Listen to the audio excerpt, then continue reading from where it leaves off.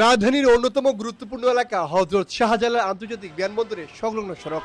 এটি নীরব এলাকা হিসেবে চিহ্নিত, যেখানে অপ্রয়োজনীয় হর্ন বাজানো আইনত দণ্ডনীয় অপরাধ। কিন্তু বাস্তব চিত্র বলছে ভিন্ন কথা। সাইনবোর্ড থাকলেও অনেক চালক তা মানছেন না। ফলে সারাক্ষণ হর্নের তীব্র শব্দে অতিষ্ঠ পথচারী যাত্রী ও আশপাশের মানুষ। আইন অমান্য করা ঠিক না, কিন্তু আমাদের যে বাংলাদেশ, এখানে হরেন না বাজালে আপনি গাড়ি চালাতে পারবেন না, সমস্যা।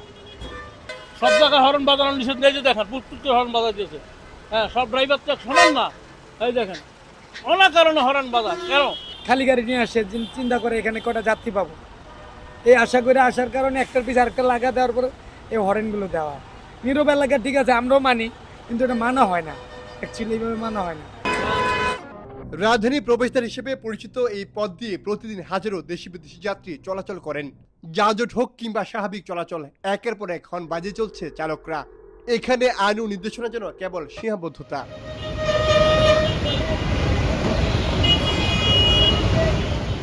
অপ্রয়োজনীয় হর্নের কারণে শুধু শব্দ দূষণই বাড়ছে না, বিরূপ প্রভাব পড়ছে যাত্রী ও পথচারীদের উপর। বিশেষজ্ঞরা বলছেন, অতিরিক্ত শব্দ দূষণে মানুষের মানসিক চাপ বৃদ্ধি, শ্রবণ শক্তির ক্ষতি ও নানান স্বাস্থ্য ঝুঁকির কারণ হতে পারে। অনেক জায়গায় সাইনবোর্ড আছে, তারপরেও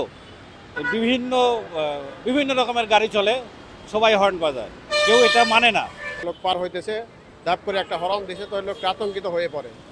এখানে কিছু রোগীও যায়, আপনার এই যে পাশে মহিলা মেডিকেল আছে, দিক দিয়ে রোগীও যাওয়া আসা করে, তো তাদের অনেক বড় বড় প্রবলেম হয় আর কি। প্রত্যেকটি ড্রাইভার হর্ন বাজাইতেছে, পুলিশ নীরব, যেহেতু পুলিশের একটা মাসিক ভাতা পুলিশ পায়ে থাকতেছে, এই কারণে পুলিশ সাইলেন্ট।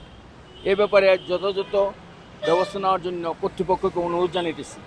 নীরব এলাকার উদ্দেশ্য হলো শব্দ দূষণ কমিয়ে একটি শান্ত পরিবেশ নিশ্চিত করা, কিন্তু চালকদের অসচেতন ও আইন প্রয়োগের ঘাটতির সেই লক্ষ্য পূরণ করা যাচ্ছে না। তাই শুধু সাইনবোর্ড টাঙিয়েই নয়, কার্যকর নজরদারি ও আইনের প্রয়োগের মাধ্যমে ফিরিয়ে আনা সম্ভব কাঙ্ক্ষিত এই এলাকার নীরবতা। সাইমুল হক খান, ভিশন 24, ঢাকা।